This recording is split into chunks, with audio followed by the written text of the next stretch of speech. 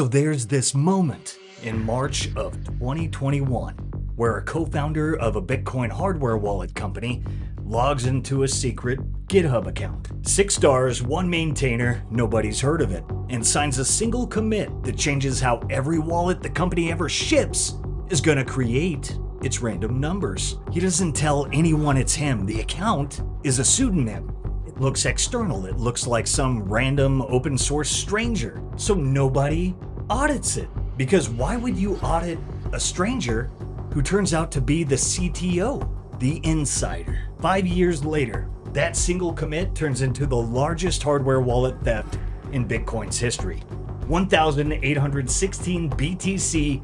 So far, it's growing, worth approximately 116 million. 5,200 wallets drained. Oh, and here's the part that should make your blood run cold. The company told you it was coming. Yeah, in 2021, in their own words in a tweet, Coldcard makes retirement hacks impossible. And when somebody asked what a retirement attack was, they defined it perfectly, accurately, in their own words, scare quotes and all. But nobody connected the strings until tonight. Because tonight, we're going to answer the question nobody wants to ask out loud. Was 730 an inside job? We're not accusing anyone of crime. That's for the courts. I'm going to hand you the receipts and let you decide. And by the time we're done, you're going to understand why the man at the center of this story has been sitting at the table the whole time, eating steak. By the end of this video, you're going to understand 1, how one line of code in March of 2021 turned impossible to guess into guessable by a bored computer in a weekend. 2, the pseudonym hiding in plain sight, the Switch account, the docx handle, and why the man who named his secret account after a Matrix character was playing a very different Matrix character the whole time. And 3, why the media's reaction to this could be a bigger story than the hack itself, because the headlines are doing exactly what they were designed to do: make you hand your keys back to the simulation. We got a big one today. Let's get to it. Send it. Someone breaking into your house is definitely a concern, but what I worry more about is, let's say I set up a hardware wallet and I set it up using a private key that wasn't generated with sufficient entropy, that was somehow guessable or predictable by someone else.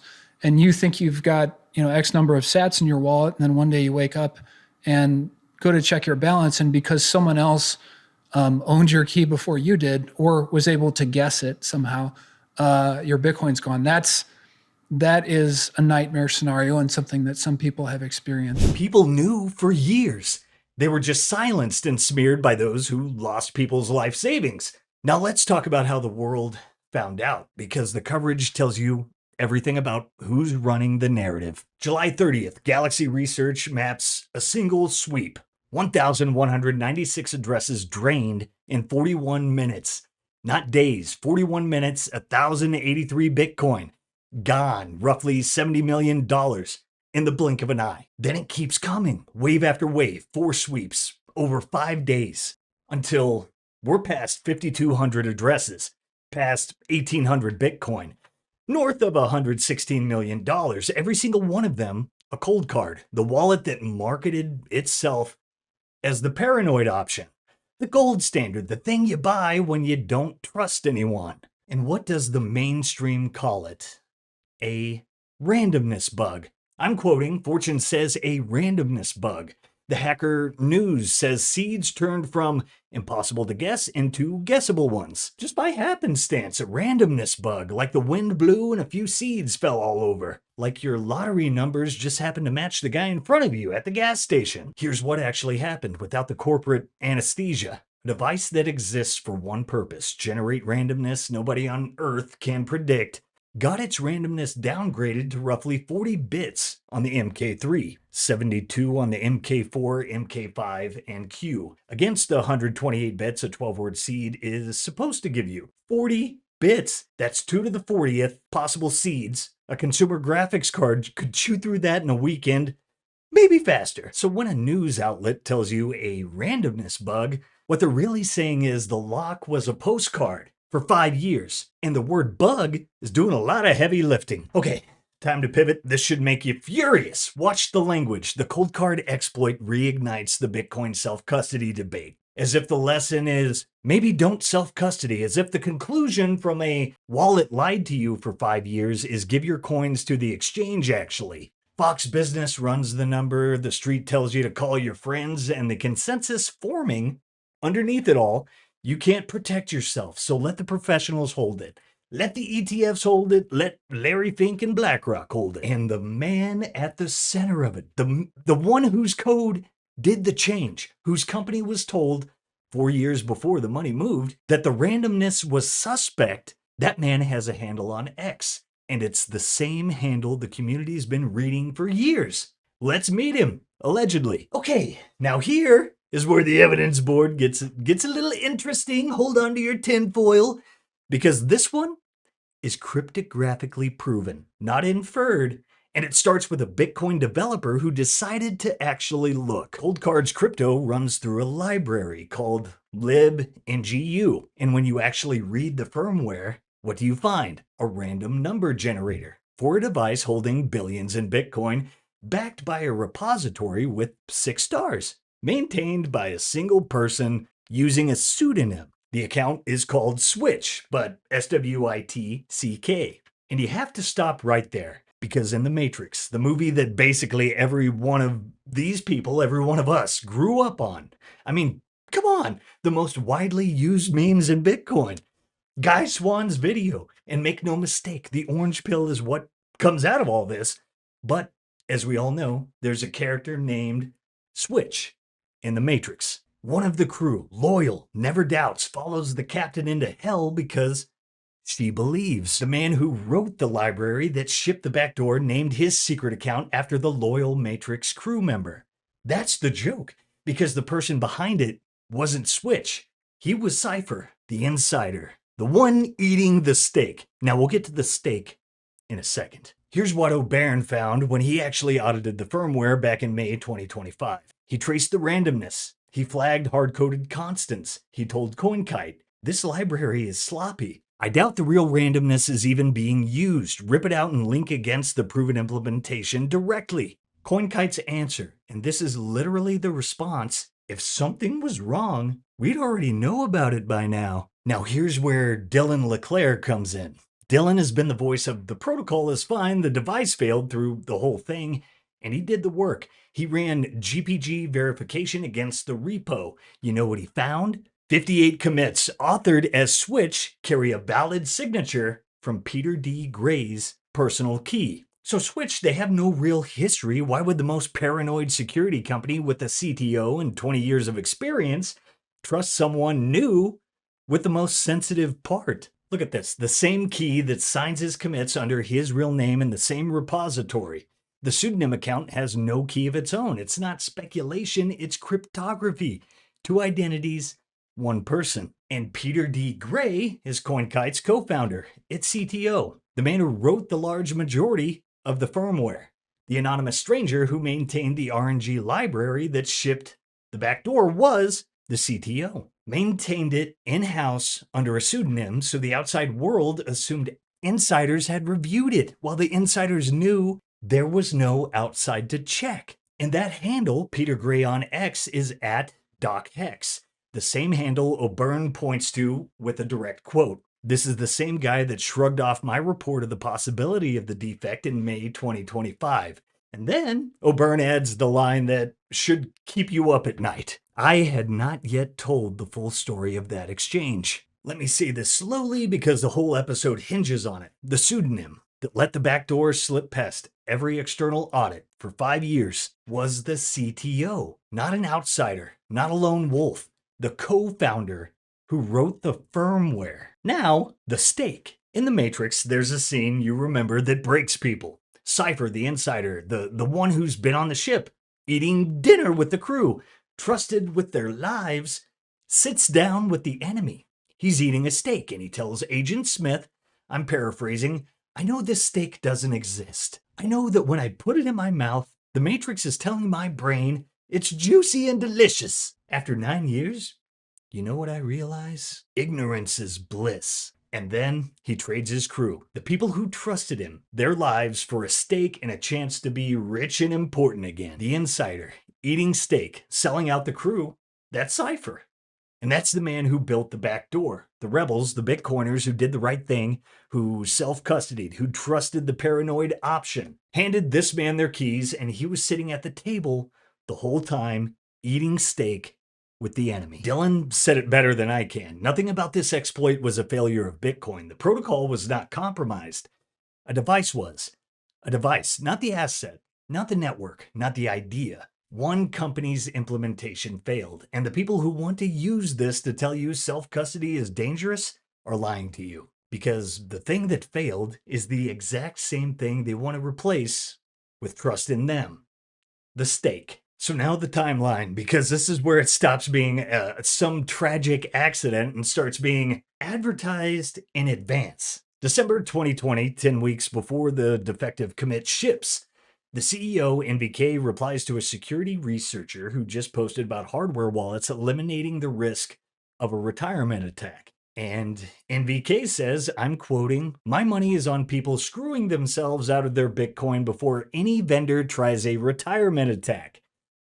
Alternatively, people could just use dice with a wink emoji." As if the product he sells wasn't supposed to make dice rolls obsolete. 10 weeks later, his co-founder ships the vendor's version of that exact attack. And the use dice line turns out to be the only thing standing between his customers and total loss. Offered with a wink, documented, optional. And then my favorite part, October 10th, 2021, 7 months after the bug has shipped. The official Coldcard accounts posts, "Coldcard makes retirement attacks impossible."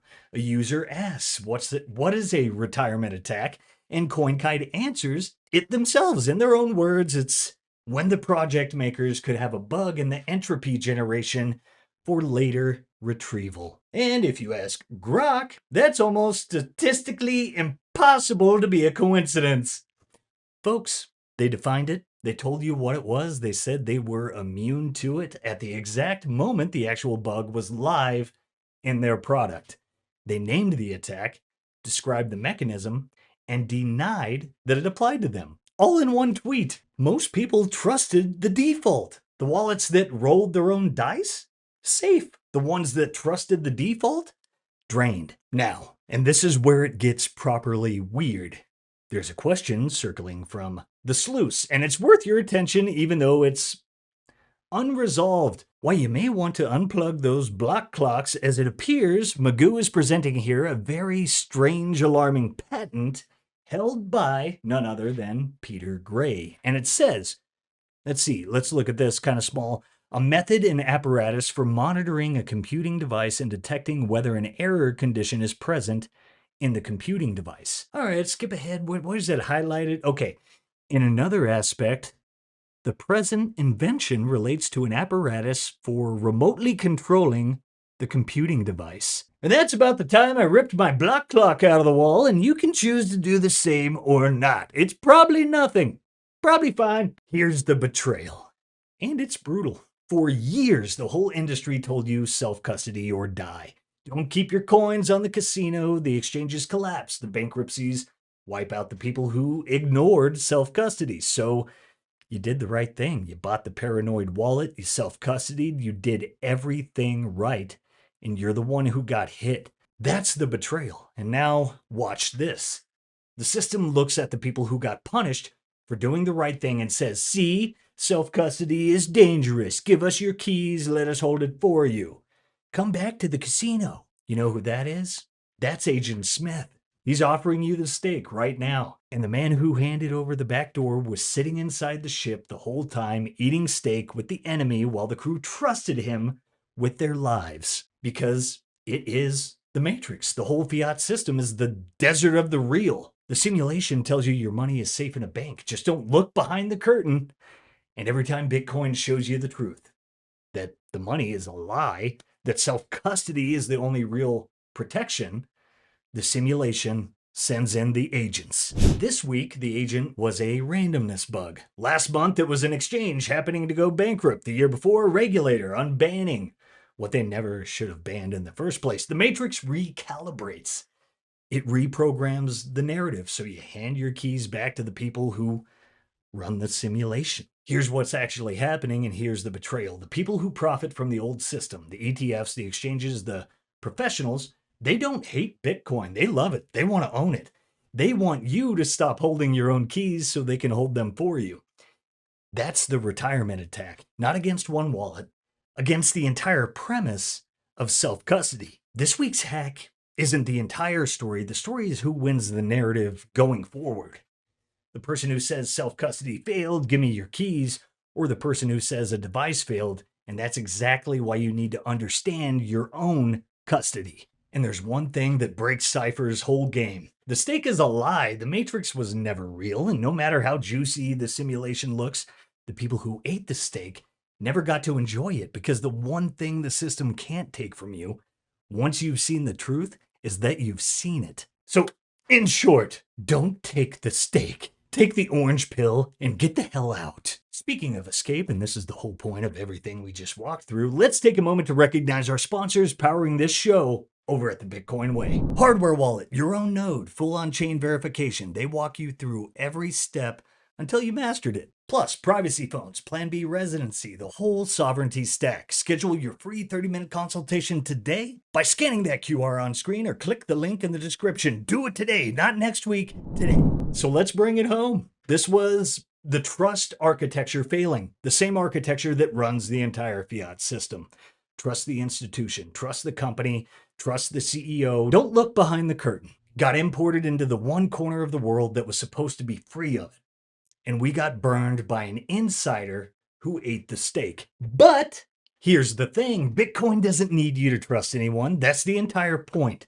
And this week proved it. The network kept running. The blocks kept coming. The protocol was not compromised. One company's implementation failed. And that's a fixable, knowable, survivable problem. Never take trust us for an answer, and you never, ever take the stake from the Matrix. The Matrix can send all the agents at once. This week, again, a randomness bug, but every agent it sends just wakes more people up. And the more of us who wake up, the more we realize we were never plugged in to begin with. Whoa, what the crap? You came this far and still? Look at our likes. 3 or 4 times, maybe. Gotta pump those numbers up. Those are rookie numbers in this racket. And sometimes life happens. Things can, cost of living, all of it. Then we may need to access liquidity and may need to do so using a small portion of our stacks. And I is, and remain skeptical of Bitcoin-backed loans. The first thing that comes to mind, rocket ship, get on board. My BlockFi bros. But Ledn isn't like those shitcoin loan platforms. And unlike Coldcard, their record is 8 years, 10 billion in loans issued with a B, like B for a boy, 0 customer Bitcoin lost, and 0 lent out, 0 rehypothecated. You can set up auto top-up protection so you never get liquidated, lowest rates in the market, no fine print. Me personally, I have a couple friends who have used Ledn just the past year to help make down payments on their homes. They didn't sell a single set, and they didn't create a taxable event. And they just use a small portion of their stack as collateral. Pretty awesome. Keep your stack, get cash, repay whenever you want, no penalties. That's the opposite.